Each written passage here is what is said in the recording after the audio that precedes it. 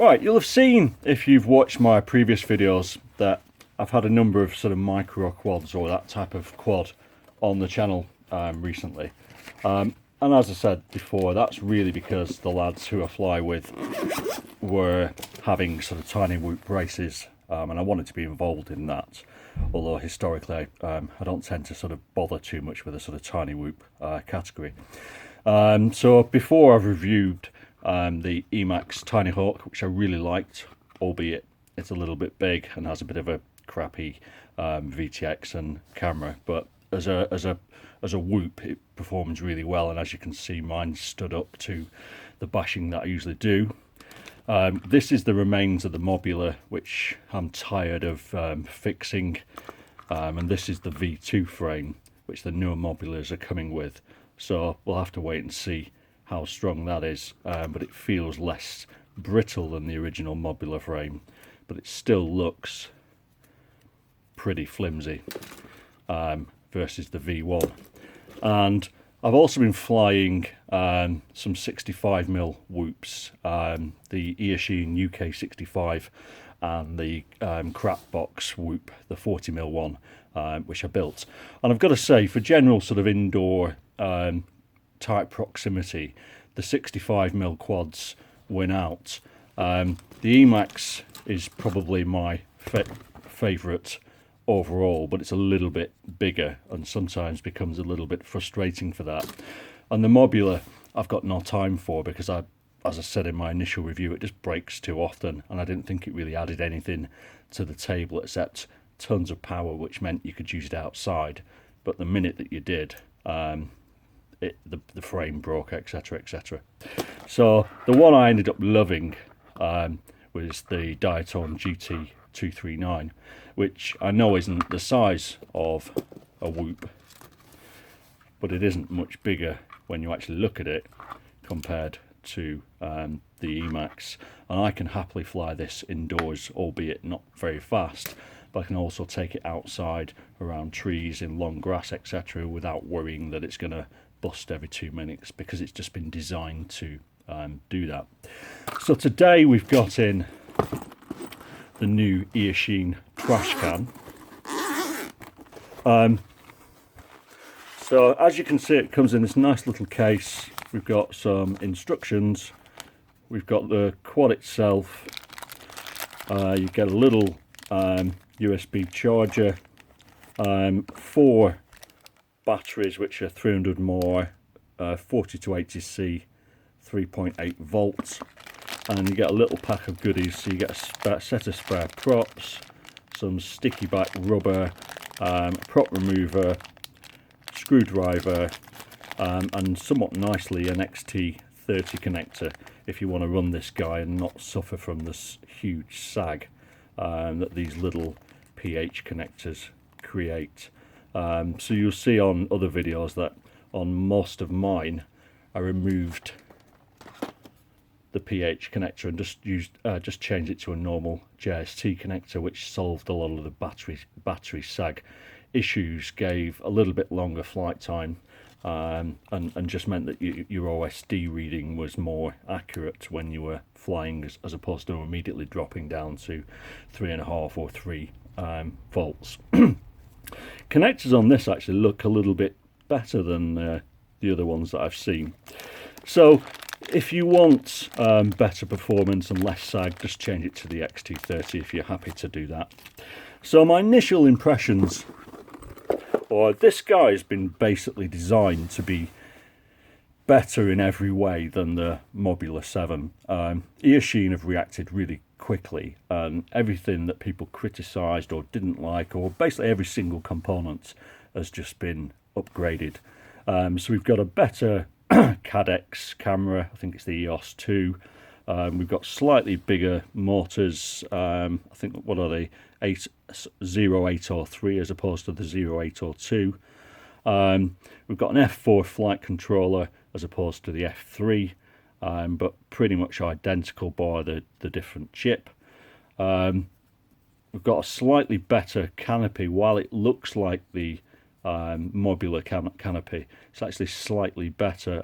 It has sort of little raised bits here to protect your camera and again on the nose part here.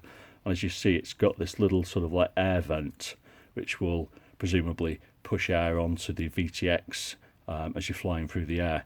And the VTX is now a switchable 25 or 200 milliwatt VTX. Frame feels super sturdy compared to the other ones. It feels like a much better quality plastic, but again, only time will tell whether it's strong or not. The one thing I'm unsure about is this sort of clipped in LED at the back, which is a really nice feature, but I wonder realistically how long is that going to stay in there. And if you plug your LiPos in, and this little kit comes with a spare end connector, so you can run it on 1S just by closing off one of these connectors. But if you plug it in, you'll see that they've rather nicely set it up with the Knight Rider backwards and forwards flashing red LEDs. So on the face of it, it's better in every way than the Mobula, although it's about 5 grams heavier, albeit its motor should have slightly more top end.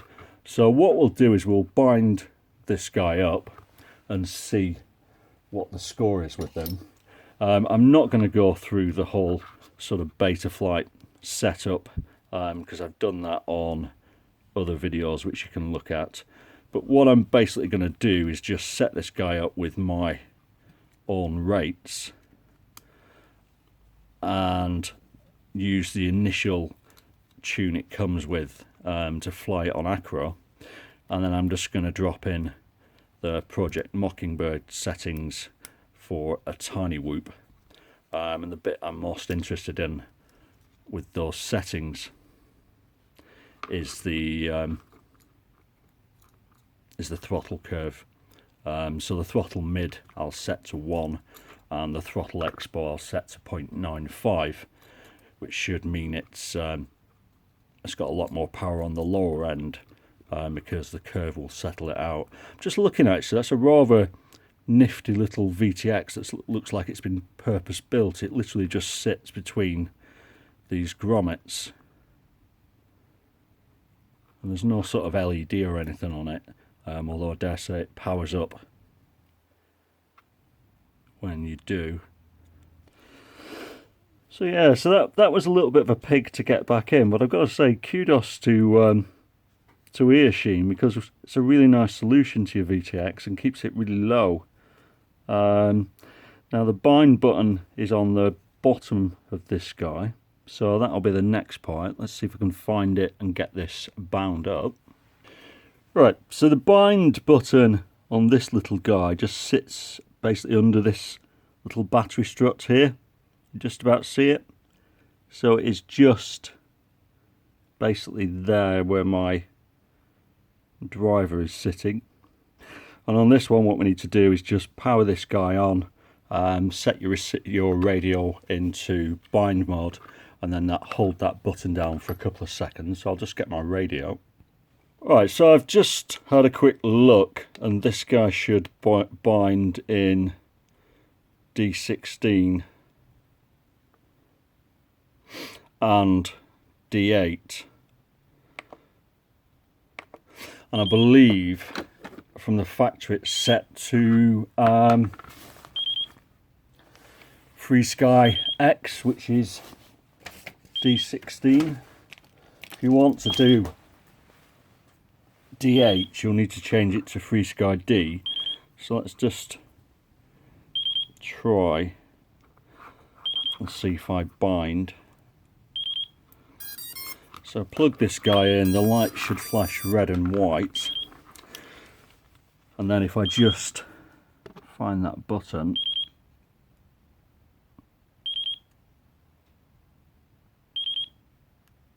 hold it down, and it's gone solid.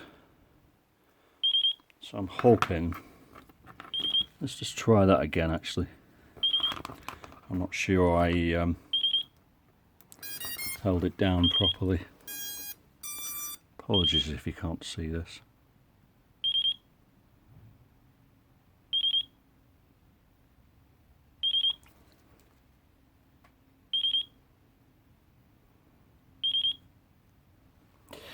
Alright, so I'm holding down the button. It started flashing again. So let's unplug it. Take my Tyrannus out of boot mode.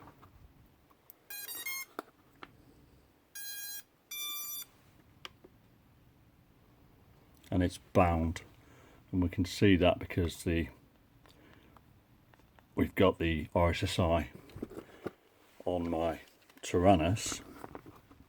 I do really like these back LEDs. Hope they last. So what I'm going to do now is just plug it in. Plug it into Betaflight. Let's see what we've got on it. And as I said, I'm not going to mess around with PIDs or anything. I'm just going to add angle mode, crash flip mode and acro mode, and set angle mode up as per Project Mockingbird, because that tends to work better for me. Another thing actually, this camera adjust angle works far better than it ever did on my Mobula, where it was always sort of hitting something inside. So it really does look promising. Right, so I've flown this little guy, and impressions are it flies really, really well. Like all these 2S quads, it's really fast little guy. Doesn't have a huge amount of punch, and if you do the inverted stuff, you know, you are fighting to sort of bring it out alive without hitting the deck. As you'll see from the footage, mine's got jello, and that's simply because of the way that this camera sort of flexes. So all you need to do is just put a bit of foam under there, or a bit of paper, or whatever you want, and that will just stop that straight away. Feels a little bit fractionally slower than the Mobula, probably because this weighs 6 grams more than the Mobula, and the motors, or should I say possibly the batteries, you do feel them fade at the top end if you're doing a sort of punch out or something like that. So the performance is really, really good. I think the Mobula has the edge on it, but this has the edge on the Mobula in every other way. The frame has survived my flying. The camera is sort of so-so. You know, it's probably a little bit better than the Mobula, etc., but it still isn't really too great. But it's a tiny little camera, so what can you expect? VTX seems okay. I'd say it's probably putting out a fair bit less than the 200 milliwatts it claims. It kind of feels more like 100 or 150, but regardless, if you choose to run the SPI little FR Sky receiver or Fly Sky, you're probably going to run out of RF range before you hit the limitations of the video. So if you want to sort of run longer range, you need to basically add your own receiver into this little guy. But all in all, I think it's a huge step forward, and fair play to Eachine. They've answered the major criticisms for me, which was the frame, the camera's slightly better, VTX is slightly better, and the whole thing seems stronger. And on a personal note, I much prefer this sort of bigger battery tray, because it fits these Turnigy Nanotech 2S300 more batteries that I've got absolutely perfectly. It really grips them in. So if I was going to keep this, and I'm not, because I'm going to give it to Norfolk FPV as a prize, as before, I'd be changing these connectors and you know, getting it to run 2S bigger batteries, or you know, 1S sort of batteries like such and such a size. I haven't got a huge amount of time for these sort of batteries. They're all pretty much of a muchness. None of them sort of hold up particularly well, and I guess you just see them as a disposable part of the hobby. Use and abuse them. So there's kind of not much else to say. Love the LED. Don't think it will last very long, and the rest of it is absolutely fine. But you know, my major sort of issues with this sort of quad really remain. you can fly it 2S indoors if you've got a pretty largish space, but if you've got, you know, the average size of house, it's really sort of too much power to run indoors, so you end up, you know, throttling the capping the throttle at 80% or whatever, and then it's absolutely fine, but you've kind of neutered its purpose. And if you take it outside, yeah, it flies absolutely fine, but it still flies a lot worse and has a lot less power than the little Diaton GT239, which I love so much, which will probably outlive this guy by a long shot. So yeah, so as you can probably tell, I'm not a huge fan of sort of whoops, and I think the 1S ones are more my bag. I think, you know, it's nice to have 2S, but really if you're expecting this to be one quad that does everything, you're going to be sadly out of luck, because I can't imagine it, like, again, it will last too long in the great outdoors unless you fly, you know, somewhere really dry. So yeah, so that's it. So I really like it. Sort the jello out by sticking something under there. Everything else works absolutely fine. It does need a little bit of setting up, and certainly when I was flying in acro mode, I'd want to put the feed forward a lot higher than I had it, and just to bring some snap to it. But all in all, well done, Eachine. Much better than the Mobula in every way. Possibly 5% less performance, but it's neither here nor there really in the scheme of things. Cheers guys, thanks, bye bye.